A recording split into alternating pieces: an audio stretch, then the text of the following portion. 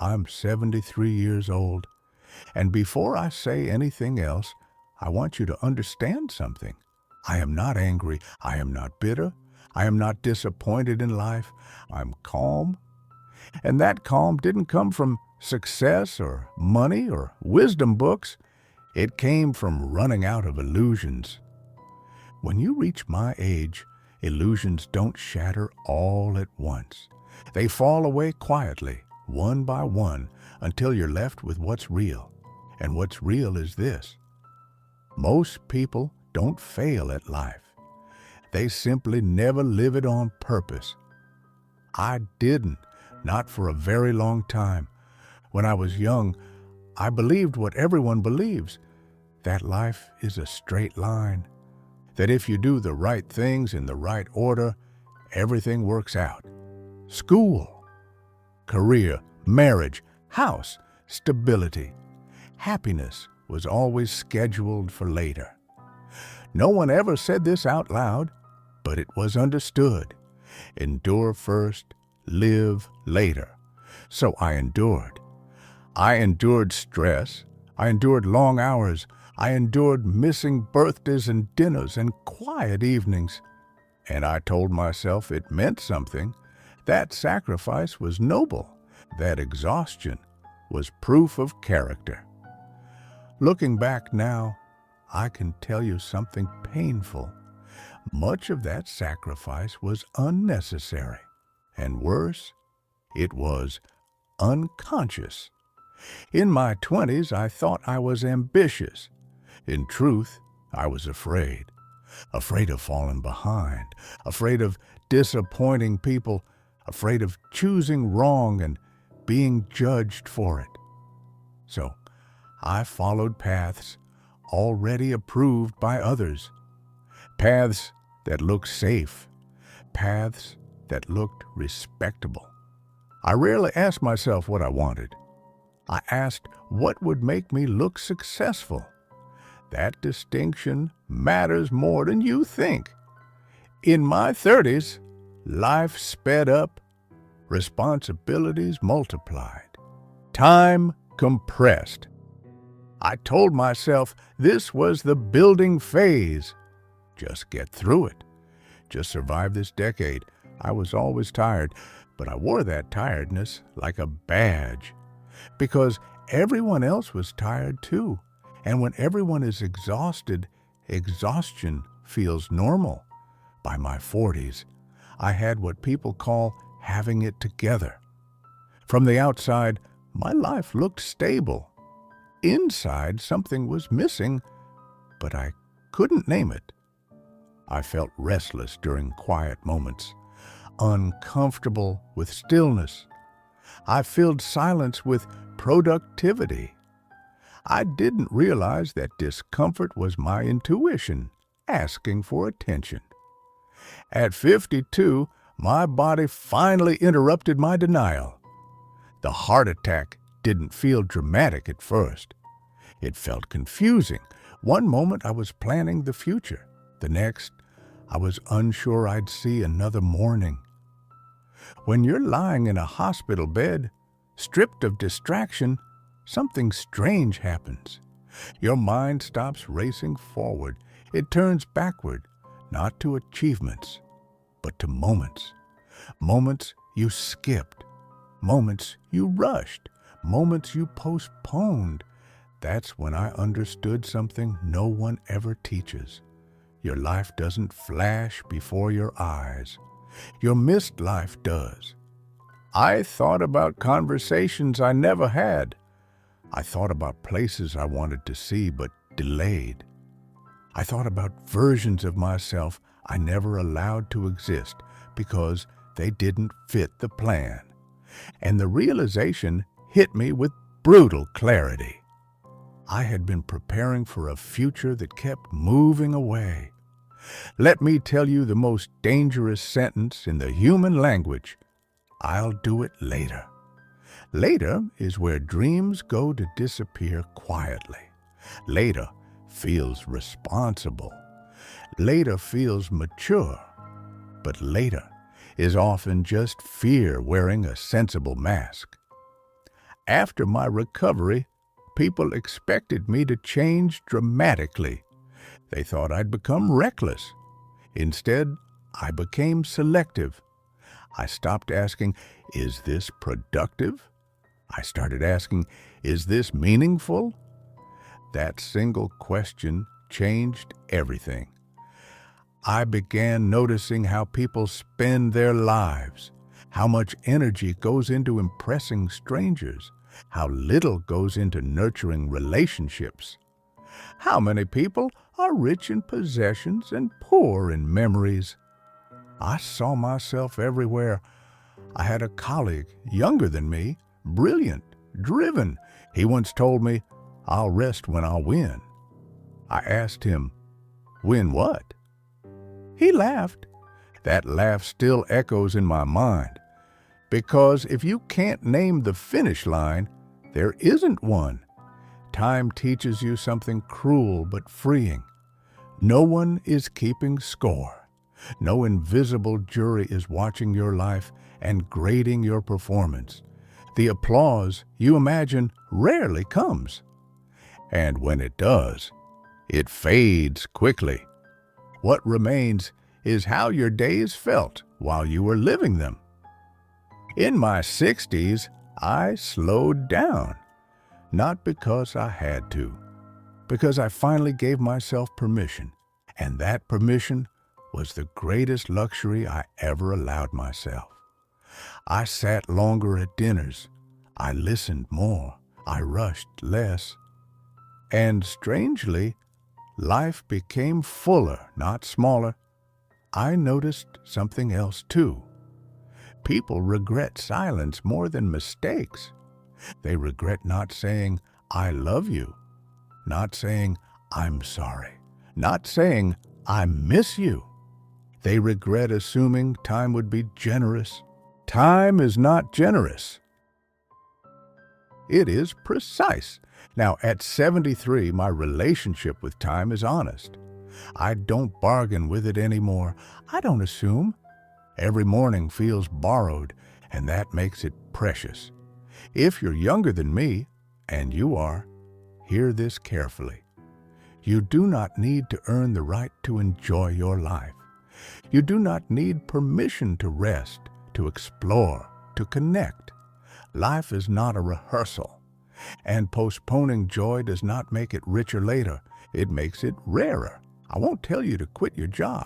I won't tell you to abandon responsibility. I will tell you this. Do not give your best years entirely to things that won't remember you.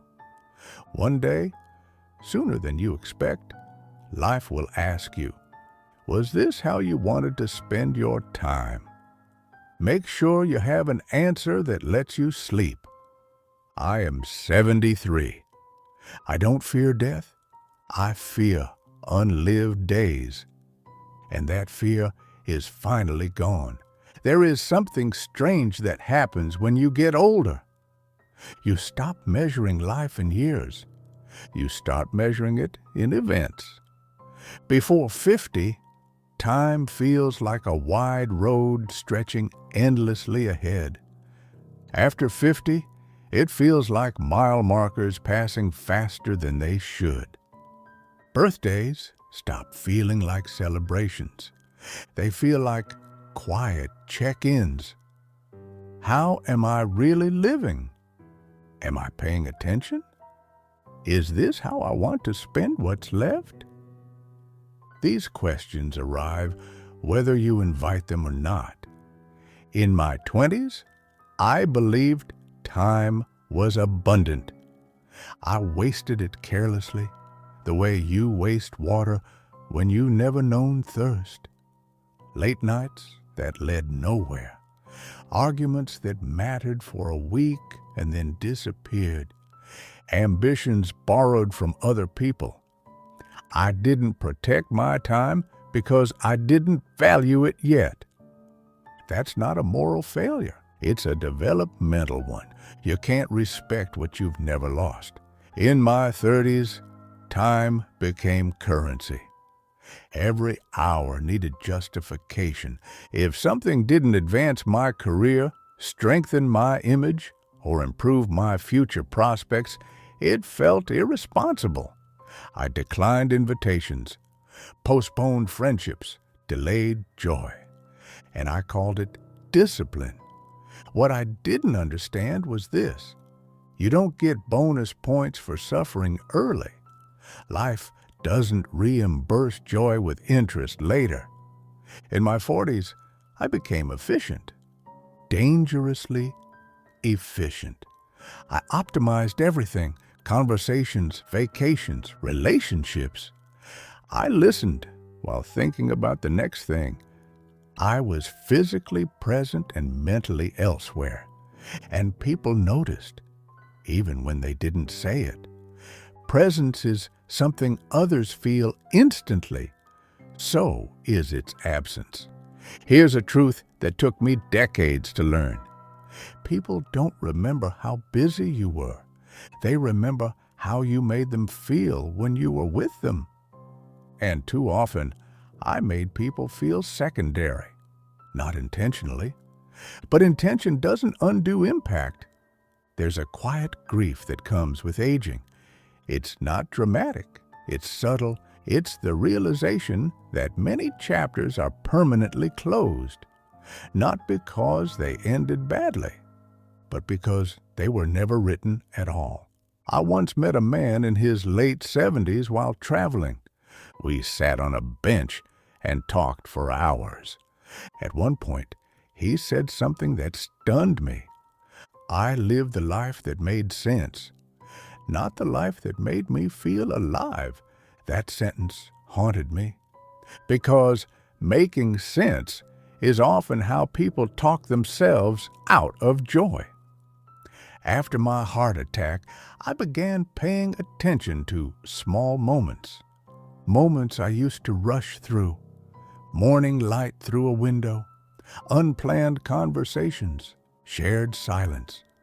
These moments had always been there. I just wasn't. I also noticed how often people delay honesty. They wait for the right time to speak, to apologize, to forgive, to express love. The right time rarely announces itself, and when it passes, it doesn't return. I had a friend I hadn't spoken to in years. No fight, just distance. One day, I thought about calling him. I didn't. The next week, I heard he'd passed away suddenly. There was nothing dramatic left unsaid, just ordinary words, and that made it worse. Aging teaches you something uncomfortable. Closure is a luxury, not a guarantee. Say what matters while you can. People often ask me what success means to me now. The answer surprises them. Success is alignment. When how you spend your days matches what you say you value. That's rare. Most people's calendars betray them. I see so many people trapped by an invisible script.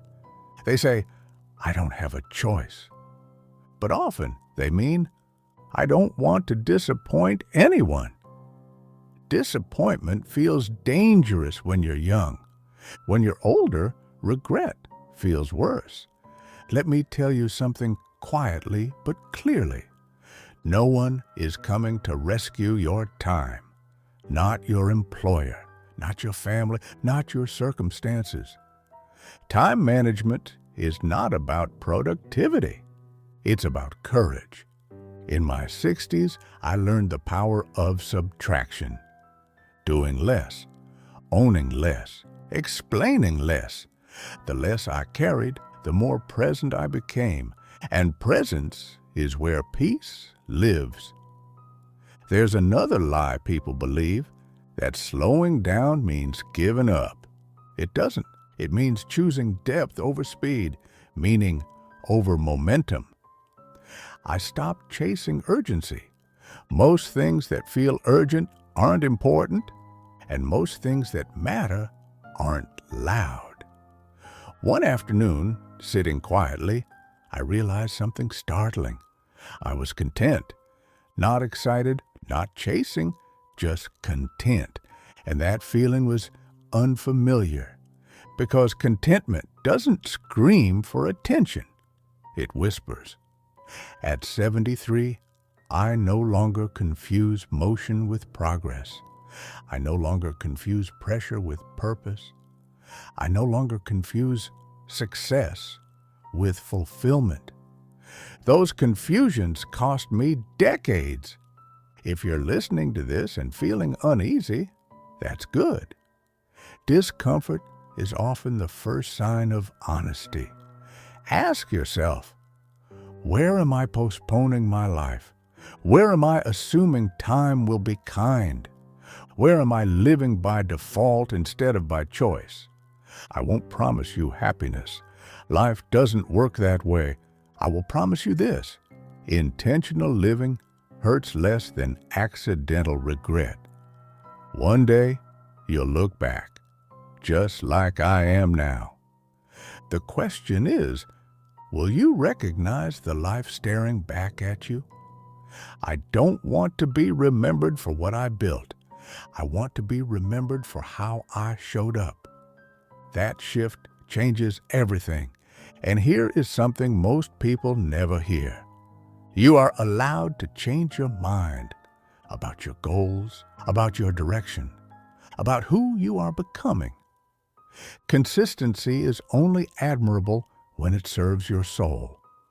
I am not wiser because I am older. I am clearer, and clarity comes from loss. Loss of illusions, loss of time, loss of certainty. Every wrinkle on my face marks something learned too late. I'm telling you now, so you don't have to learn the same way. In part 3, I will talk about facing mortality without fear, legacy versus memory, love, forgiveness, and unfinished conversations, what actually matters in the final years, how to live now without waiting. This is where the message becomes unavoidable. When you're ready, say, there comes a point in life when death stops feeling abstract. When you're young, death is an idea, something that happens to other people, something distant and theoretical. But as you age, death becomes familiar, not frightening, familiar. You attend more funerals than weddings. You hear more silence than celebration. Names that once felt permanent begin to disappear. And something shifts inside you. You stop asking, how long will I live? You start asking, how well am I living now? People assume thinking about death is depressing. It isn't. Avoiding it is. Because ignoring death leads to postponing life. Facing death makes life urgent, in the best way. I remember the first time I truly accepted my mortality. Not during the heart attack. Later. Quietly.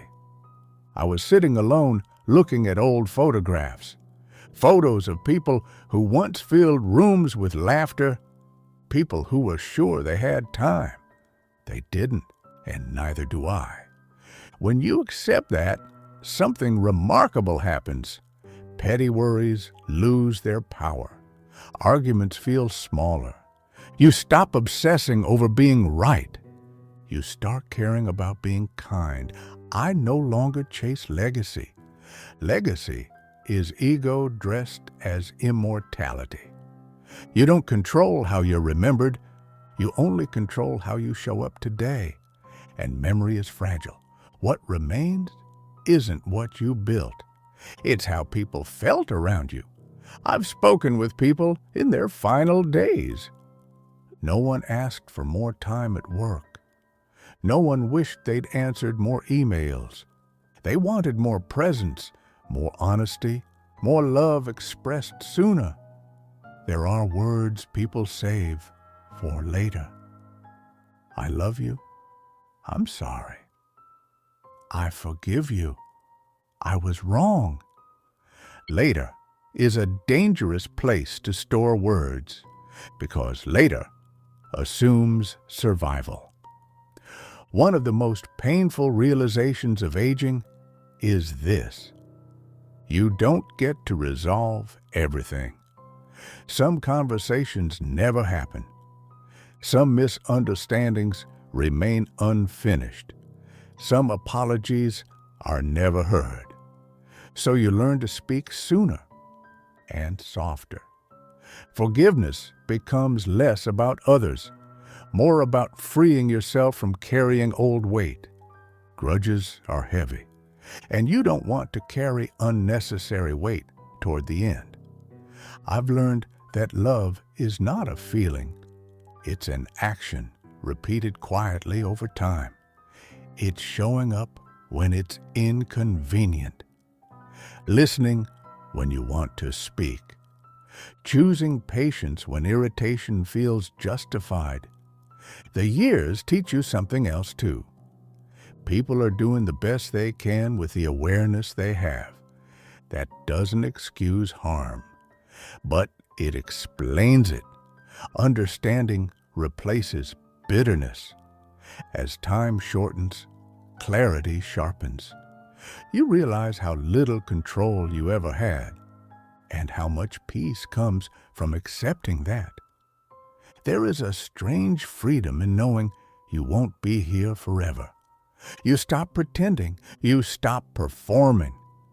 You stop explaining yourself endlessly. You become more honest. And honesty simplifies life. I used to think purpose was something you found. Now I know it's something you practice. Purpose isn't a grand mission. It's attention, it's care, it's intention in ordinary days. Many people are waiting for their real life to start. They think this moment is preparation. It isn't. This is it. This ordinary Tuesday, this quiet evening, this imperfect phase, this is your life. The saddest phrase I hear is, one day, when things settle down. They never do. Life doesn't settle. It shifts, and waiting turns into missing. If you take nothing else from this, take this.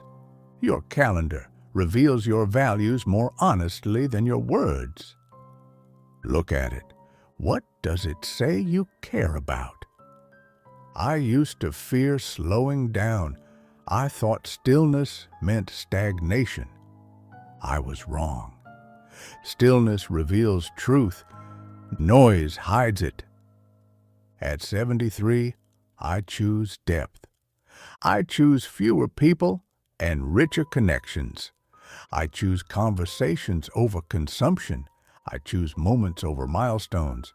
I don't measure days by productivity anymore. I measure them by presence. Was I awake? Was I kind? Was I honest? I want you to imagine something uncomfortable. One day, someone will pack up your belongings. They will decide what to keep. Most of it won't matter, but the stories will, the memories, the moments you created. That's what remains. So ask yourself, what memories am I creating right now? Not someday, now.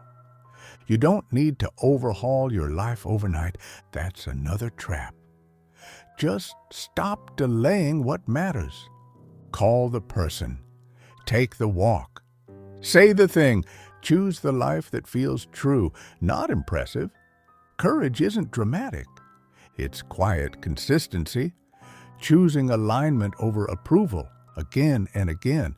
I am not telling you this because I am wise. I am telling you this because I learned late, and I don't want you to learn the same way. I am 73 years old. I don't have unlimited time. Neither do you. And that isn't tragic. It's clarifying. If you live like time is abundant, you waste it. If you live like time is precious, you honor it. So don't wait for permission. Don't wait for certainty. Don't wait for someday. Someday is a story we tell ourselves to avoid today. Live now. Speak now. Choose now. Because one day you'll look back. And the only question that will matter is, did I live deliberately or did I just stay busy? I hope you choose deliberately. I hope you choose presence. I hope you choose life while it's happening. The clock is ticking. It always has been. What will you do with the time you have left?